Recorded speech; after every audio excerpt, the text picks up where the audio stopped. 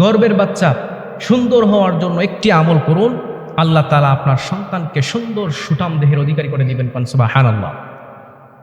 সন্তান গর্ভে থাকা অবস্থায় আপনার সন্তানকে যদি আপনি সুন্দর এবং সুঠাম দেহের অধিকারী বানাতে চান, মনে করেন যে আপনার সন্তান সুন্দর সন্তান হোক, একটি সৌন্দর্য, একটি চাঁদের মতো একটি আলোময় একটি সুন্দর সন্তান আপনার ভূমিষ্ঠ হোক, তাহলে আপনি এই আমলটি 7 বার করুন। কয়বার?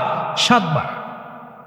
বিশ্বনবী মুহাম্মদ রাসূলুল্লাহ সাল্লাল্লাহু আলাইহি সাল্লামের শেখানো একটি দোয়া, আমার মন গড়া কথা নয়। বিশ্বনবী সাল্লাল্লাহু আলাইহি সাল্লাম বলেছেন, কোন নারী যদি গর্ভবতী অবস্থায় কোন নারী যদি তার সন্তানকে সুন্দর সন্তান হিসেবে ভূমিষ্ঠ করতে চায়, সে যদি চায় যে তার সন্তান সুন্দর সন্তান হোক, সুঠাম দেহের অধিকারী হোক, তাহলে সেজন্য এই দোয়াটি গর্ভে থাকা অবস্থায় 7 বার করে। কয়বার? 7 বার। 7 বার যদি আপনি এই আমলটি করেন, তাহলে অবশ্যই আল্লাহ তাআলা আপনার সন্তানকে সুন্দর সন্তান হিসেবে কবুল করবেন। সুবহানাল্লাহ। নারীরা গর্ভে সন্তান থাকা অবস্থায় অনেক সিরিয়াল দেখে, নাটক দেখে, অনেক অশ্লীলতা দেখে, অনেক টিভিতে অনেক কিছু দেখে, যার কারণে তার সন্তান কি হচ্ছে না, ভালো সন্তান হচ্ছে না, সন্তান সুন্দর হচ্ছে না, সন্তান মেধাবী হচ্ছে না, সন্তান নেককার হচ্ছে না। তার জন্য দায়ী হচ্ছে মা। তার জন্য দায়ী কে? মা তার জন্য দায়ী। তার মা গর্ভে থাকা অবস্থায় সে কি করে নাই? ভালো কাজ করে নাই, যার কারণে সে তার সন্তানকে সুন্দর সন্তান হিসেবে কি করতে পারে নাই? গড়ে তুলতে পারে না। যদি কোনো মা চায় যে তার সন্তান, কোনো মা বোনেরা যদি চান যে আপনার সন্তান সুন্দর সন্তান হোক, তাহলে আপনি এই আমলটি গর্ভে থাকা অবস্থায় 7 বার করুন। কয়বার? 7 বার। বিশ্বনবী সাল্লাল্লাহু আলাইহি সাল্লাম বলেছেন, কোন নারী যদি গর্ভে সন্তান থাকা অবস্থায় এশার নামাজের পরে যখন সে ঘুমিয়ে যাবে, ঘুমের পূর্বে সে যেন তার হাতের মধ্যে 7 বার এই দোয়াটি পড়ে ফু দিয়ে তার কি করে? তার পেটের মধ্যে মাসেহ করে। পেটের মধ্যে মাসেহ করে। যদি মাসেহ করেন, তাহলে আল্লাহ তাআলা আপনার সন্তানকে সুন্দর সন্তান বানিয়ে দিবেন। সুবহানাল্লাহ। কয়বার?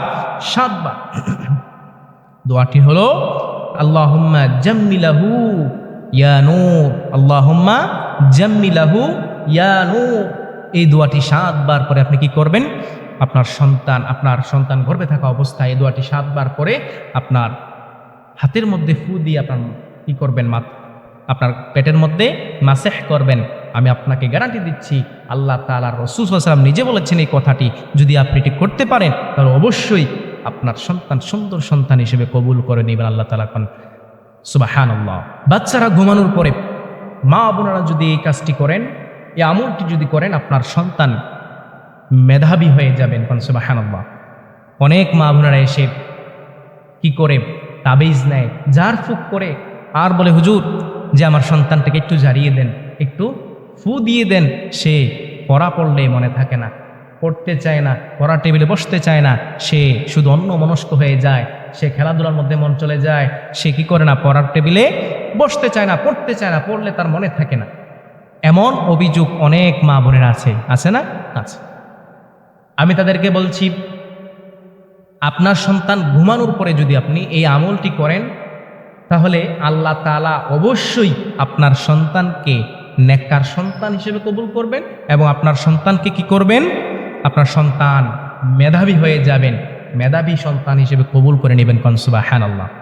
অনেক সন্তানেরা, অনেক ছেলে এবং মেয়েরা কি করে? পড়ার টেবিলে মন বসে না, পড়তে চায় না। তাদেরকে কি করে? তাদেরকে পড়তে বললে তারা খুব ডিপ্রেশনে পড়ে যায়, খুব চিন্তায় পড়ে যায়, হতাশ হয়ে যায়। পড়াটা তাদের জন্য খুব কঠিন মনে হয়, স্কুলে যেতে চায় না, মাদ্রাসায় যেতে চায় না। অনেক মা বোনদের আশা যে আপনার সন্তানকে আপনি হাফেজ কোরআন বানাবেন, কিন্তু মাদ্রাসায় গেলে সে চলে আসে, মাদ্রাসায় সে যাইতেই চায় না, তার পড়ার মধ্যে মন বসে না। 3 বছর, 4 বছর, 5 বছর হয়ে যায়, সে হাফেজ হচ্ছে না। তার কারণ হলো, আপনি আপনার সন্তানকে যদি ছোট থেকে আপনার সন্তানকে আপনি আমলটি করতে পারতেন, তাহলে অবশ্যই আপনার সন্তান কি হয়ে যেত? নেককার সন্তান হয়ে যেত, এবং তার মেধা শক্তি বৃদ্ধি পেত।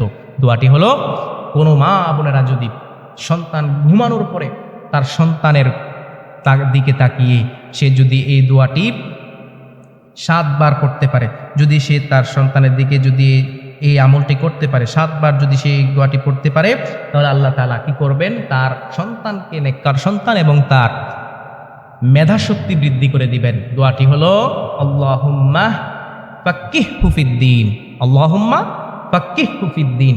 এই দোয়াটি যদি আপনি আপনার সন্তানকে 7 বার পরে কি করতে পারেন, তার দিকে তাকিয়ে 7 বার পরে তাকে যদি ফু দিতে পারেন, তাহলে আমি আপনাকে গ্যারান্টি দিচ্ছি ইনশাআল্লাহ আপনি অবশ্যই ফল পাবেন, অবশ্যই আপনি আর কি পাবেন, ফজিলত পেয়ে যাবেন। আল্লাহ তাআলা আপনাদেরকে আমল করার তৌফিক দান করুন, সকলে পড়ি আমিন। মা বাবা যে সমস্ত ভুলের কারণে মা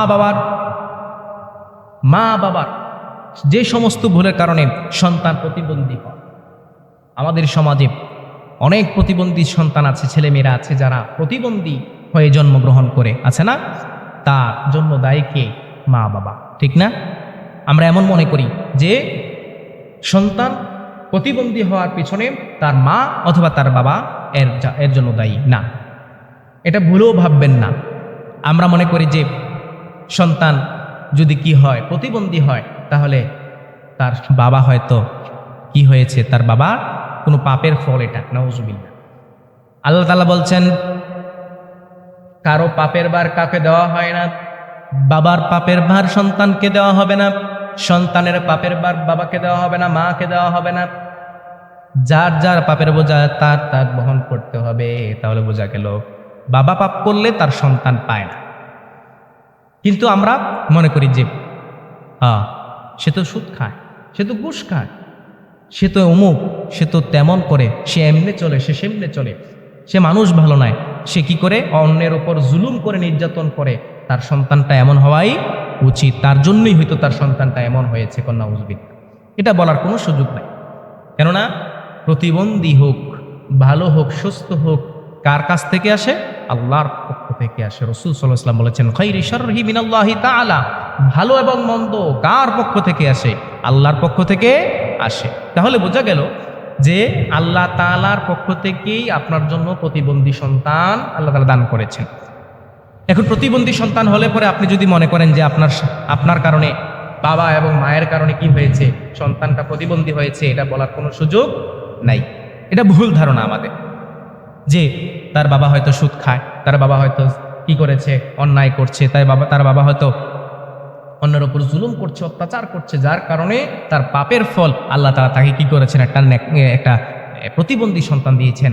আর প্রতিবন্ধী কি, আমরা অনেক সন্তান দেখি একটা পা নেই, একটা হাত নেই, অথবা তার মুখ বাঁকা, অথবা কথা বলতে পারে না, অথবা চোখে দেখে না, এমন অনেক সন্তান আমরা দেখেছি। হাঁটতে পারছে না, প্রতিবন্ধী, বিছানায় পড়ে থাকতে হয়, সারাদিন শুয়ে থাকতে হয়। এমনও প্রতিবন্ধী আছে যার 2টা হাতও নাই, পাও নাই, সে বিছানায় পড়ে থাকতে হয়, কথাও বলতে পারে না, এমনও প্রতিবন্ধী আছে। তাহলে এই প্রতিবন্ধী হওয়ার পিছনে মা বাবা দায়ী নয়, এটা আল্লাহ তাআলার ইচ্ছা, আল্লাহ তাআলা তাকে দিয়েছেন, এটাই তার ভাগ্যের আছে। তাহলে খাইরি শাররি মিনাল্লাহি তাআলা, ভালো মন্দ সব আল্লাহর পক্ষ থেকে আসে, এটার উপর তাকদীরের উপর বিশ্বাস রাখতে হবে। আর আল্লাহ তাআলার কাছে দোয়া করতে হবে যে আল্লাহ রব্বি হাবলি মিনাস সলিহিন, আপনি আমাকে নেককার সন্তান দান করুন, একটি সুস্থ সন্তান দান করুন, একটি ভালো সন্তান দান করুন। এই দোয়া বেশি বেশি করতে হবে। যদি করতে পারেন আল্লাহ তাআলা আপনাকে কি করবে, নেককার সন্তান দান করবেন, ভালো সন্তান দান করবেন।